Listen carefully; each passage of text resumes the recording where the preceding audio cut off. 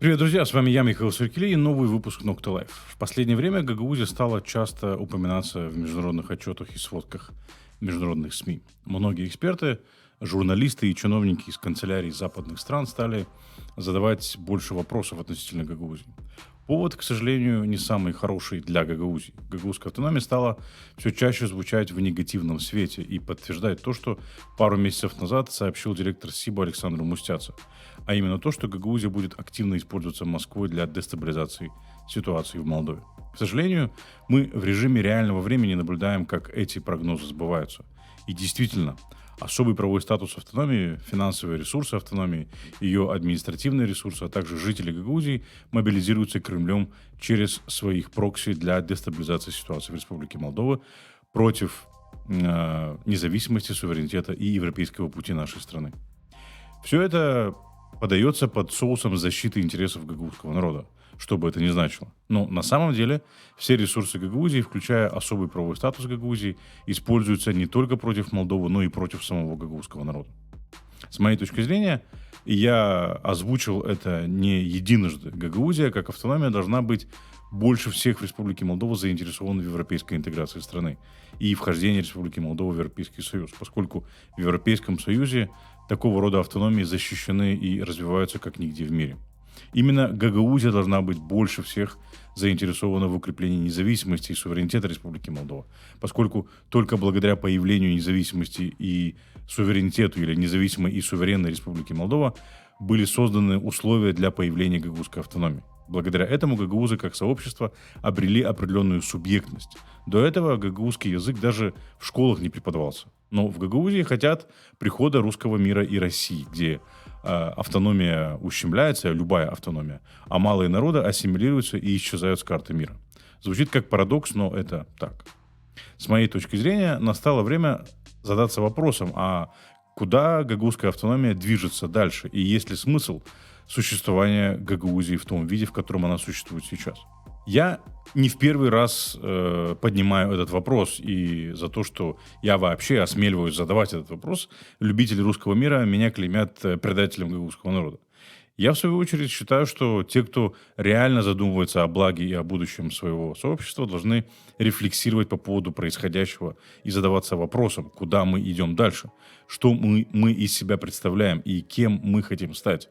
Иными словами, какой мы видим автономию и какой мы хотим ее видеть, что определяет нас как сообщество гагаузов в Республике Молдова.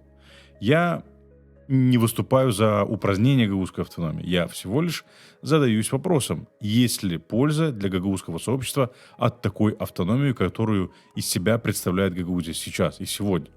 Я не про закон об особом правовом статусе и не про особые полномочия Гагаузии. Я про суть гагаузской автономии, про то, что она из себя представляет, что продвигает и на каких ценностях основывается вся ее общественно-политическая конструкция. Давайте вспомним, с чего все начиналось и ради чего Кишинев предоставлял гагаузам территориальную автономию в 1994 году, а также ради чего Турция и другие международные партнеры поддержали гагаузов в этом вопросе. Все это делалось ради сохранения гагаузского этноса, гагаузского языка и гагаузской культуры, и сохранения исторической памяти или возрождения исторической памяти гагаузов. Интенсивная и агрессивная советизация и русификация гагаузского сообщества поставила на грань исчезновения все гагаузское на территории Бессарабии, в том числе гагаузскую идентичность. Ради сохранения и возрождения гагаузского языка, культуры и идентичности международное сообщество и Кишинев пошли на создание гагаузской автономии. Спустя 30 лет существования гагаузской автономии, а в этом году мы будем отмечать 30-летие принятия закона об особом правовом статусе, проблема исчезновения гагаузского языка, идентичности и исторической памяти никуда не делась, а наоборот усугубилась. И это несмотря на то, что у гагаузского сообщества есть все необходимые для этого ресурсы. Своя автономия, особый правовой статус, органы власти, свой бюджет, свой научный центр. Ничто не мешает гагаузам в Республике Молдова развивать свой гагаузский язык и увести его от грани исчезновения. И возникает вопрос, почему же гагаузам за 30 лет не удалось увести гагаузский язык от грани исчезновения, имея для этого все необходимые ресурсы? Все дело в том, что вся идея создания гагаузской автономии в самой Гагаузии очень сильно мутировала. Все начиналось, как мы помним, во второй половине 80-х годов прошлого столетия с маленького дискуссионного клуба объединявшего нескольких гагаузских поэтов, художников, языковедов, научных деятелей, выступавших за преподавание гагаузского языка в школах и издание газет на гагаузском языке. О территориальной автономии тогда даже никто и не мечтал. Потом это все трансформировалось в Гагаузский халкы, который начал продвигать двуязычие, но, судя по лозунгам, которые звучали в начале 90-х, речь шла о сохранении статус-кво русскоязычного региона, где гагаузским языком будут как-то заниматься и якобы развивать, но главная задача — сохранить русский язык. Потом это все мутировало в непризнанную Гагаузскую республику, где господствовал русский язык, и политика той самой Гагаузской республики была направлена на то, чтобы сдерживать выход Республики Молдова из Советского Союза. Помните референдум, инициированный Горбачевым в марте 1991 года о сохранении союзного государства, в его реформированной форме?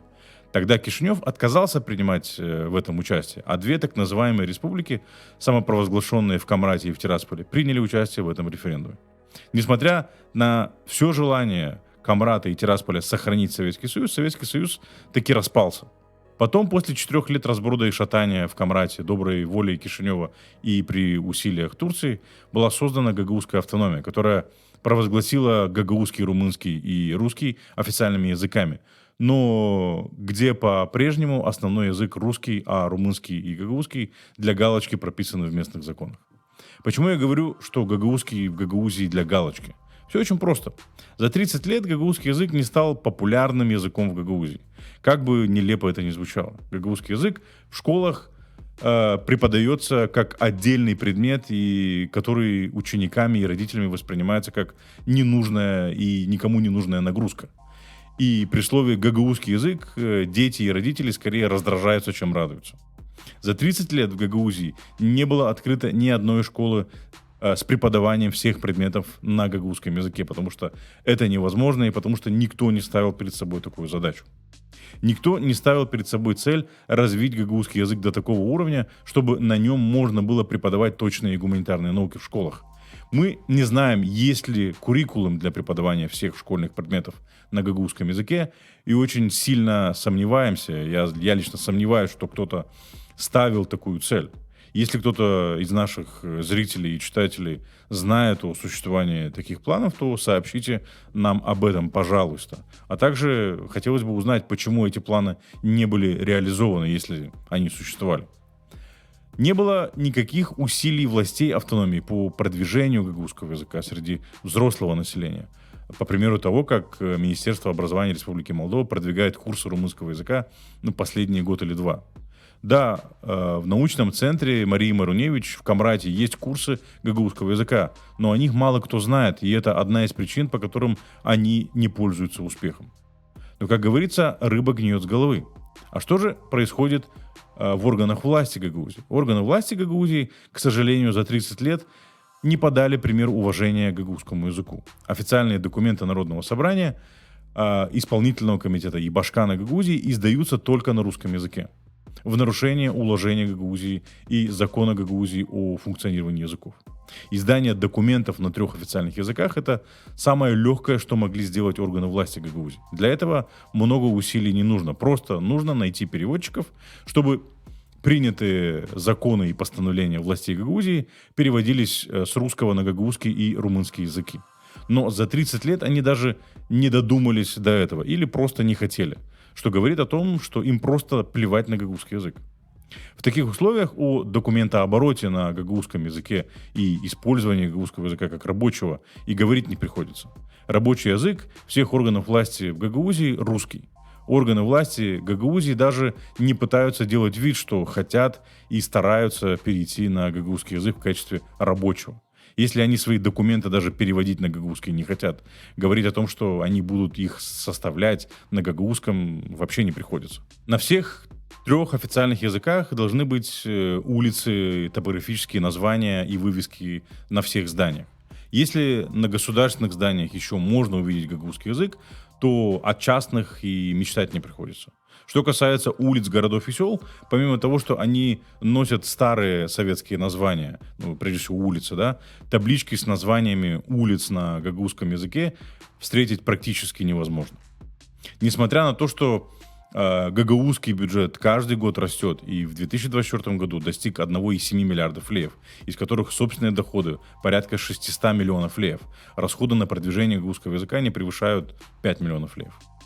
Что такое 5 миллионов леев на продвижение гагаузского языка в сообществе, где нет запроса на знание гагаузского языка и сохранение гагаузской культуры? Имея такие исходные данные, 5 миллионов лей – это ничтожная сумма. Для того, чтобы гагаузский язык и культура стали популярными, надо вкладывать большие средства для их популяризации. И это надо было делать еще 30 лет назад. А перед тем, как вкладывать в популяризацию гагаузского языка и культуры, необходимо вложить деньги в создание программы по изучению гагаузского языка. И создать эту программу не ради галочки, а создать качественную программу, которая дала бы результат. А что же насчет культуры? Перед тем, как популяризировать культуру, необходимо вложить деньги в ее развитие, чтобы было престижно и выгодно заниматься культурой, да, писать песни, сочинять музыку, поэзию, романы и прочее. Имея те стартовые позиции, которые гагаузская культура имеет сегодня, в нее необходимо вкладывать большие средства, разрабатывать программы, выделять стипендии, гранты, поощрять творчество. И нельзя сказать, что у Гагаузии нет на это денег. Напомню, собственные доходы Гагаузии на сегодня более полумиллиарда леев. За 30 лет своего существования Гагаузия не построила даже здание для Национального гагаузского театра, единственного театра на гагаузском языке. Вы только вдумайтесь, у единственного театра на гагаузском языке в гагаузской автономии нет собственного здания.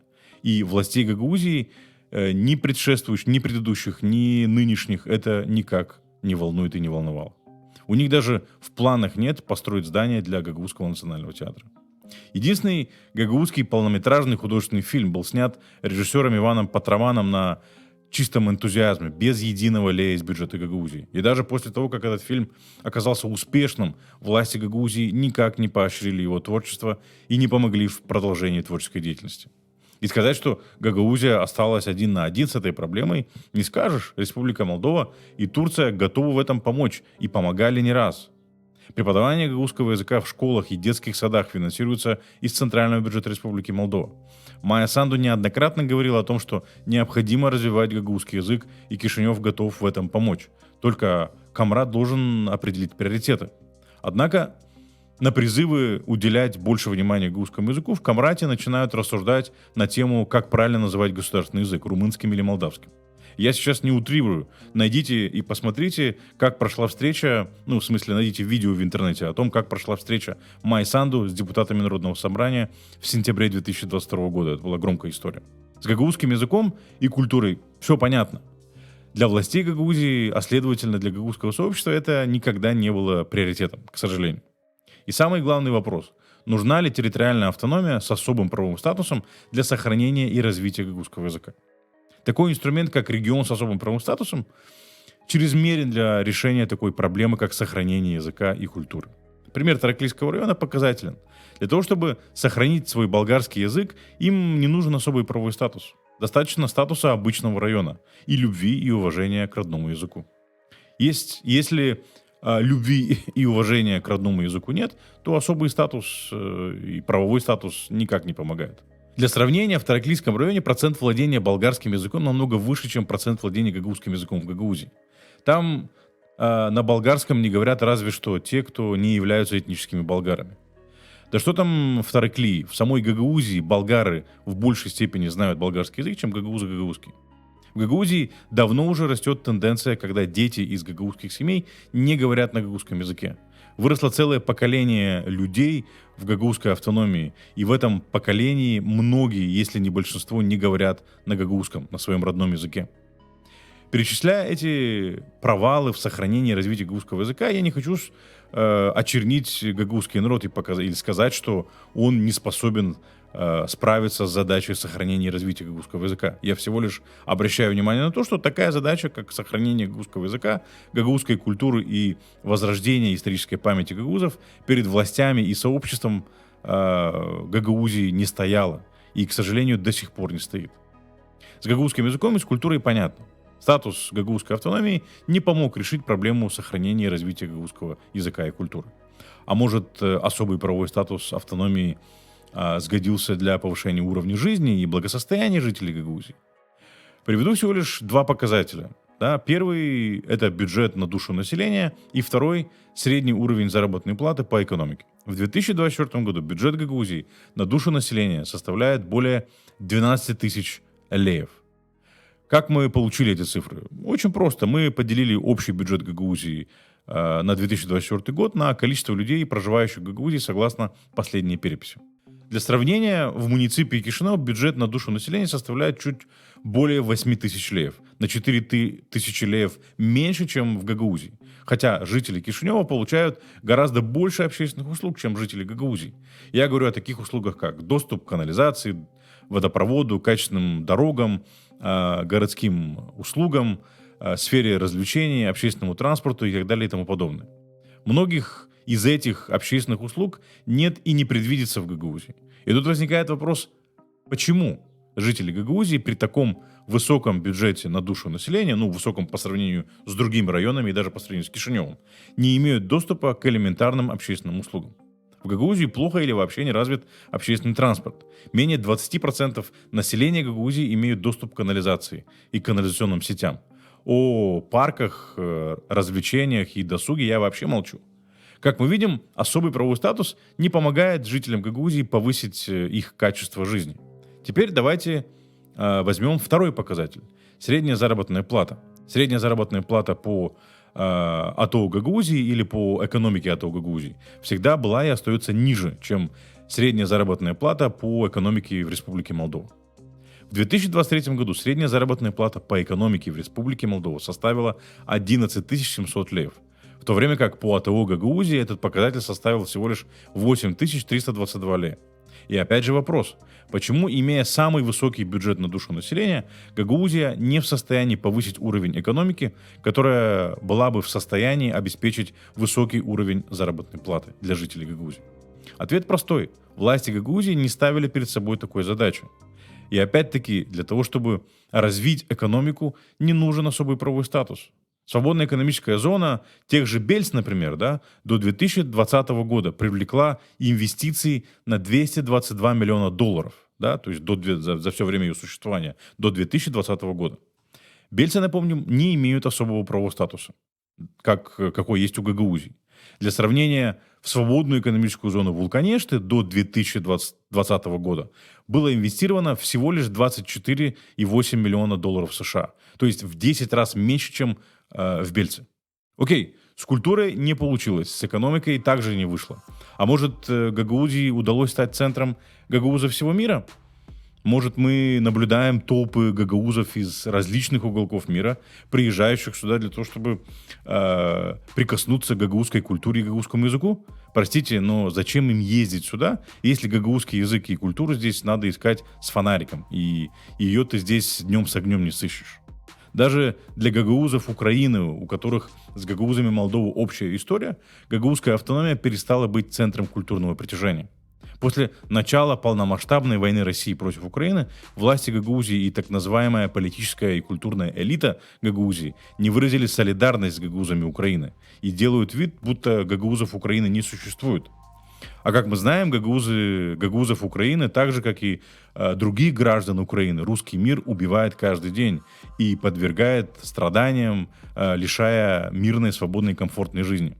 Вместо этого власти гагаузской автономии выражают солидарность с российской агрессией и ездят на поклон к Путину, к тем, кто убивают наших собратьев-гагаузов в Украине. Что это, если не моральный и нравственный крах гагаузской автономии? Возвращаясь к тому, с чего я начал сегодняшний монолог. Если гагаузская автономия не служит сохранению гагаузского языка, идентичности и не служит возрождению исторической памяти гагаузов, а наоборот является инструментом подавления всего этого и инструментом фальсификации гагаузской истории. Если гагаузская автономия не обеспечила экономического благосостояния для гагаузского сообщества и не стала культурным центром для гагаузов всего мира, то в чем смысл ее существования? Опять же, я не призываю к упразднению Гагаузии, но очевидно, что гагаузская автономия не может существовать в том виде, в котором она существует сейчас. Для того, чтобы Гагаузия могла существовать и развиваться дальше и служить тем целям, ради которых она была создана, по доброй воле Кишинева и при поддержке Турции, нужны большие перемены. Сами гагаузы должны проделать большую работу над осознанием и переосмыслением того, как мы оказались в этом моральном и нравственном тупике. Давайте признаемся честно, гагаузская автономия изначально не принадлежала гагаузам. Поначалу казалось, что это величайший дар, который есть у гагаузского народа. И, наверное, было бы так, если бы гагаузский народ был в состоянии этим даром воспользоваться. С самого начала идея гагаузской идентичности, которая вроде как легла в основу создания гагаузской автономии, была подменена Кремлем руками российских прокси в Гагаузии на идею сохранения русского языка. Изначально особый правовой статус служил не сохранению гагаузской идентичности, гагаузского языка и культуры, а сохранению российского влияния на территории Республики Молдова.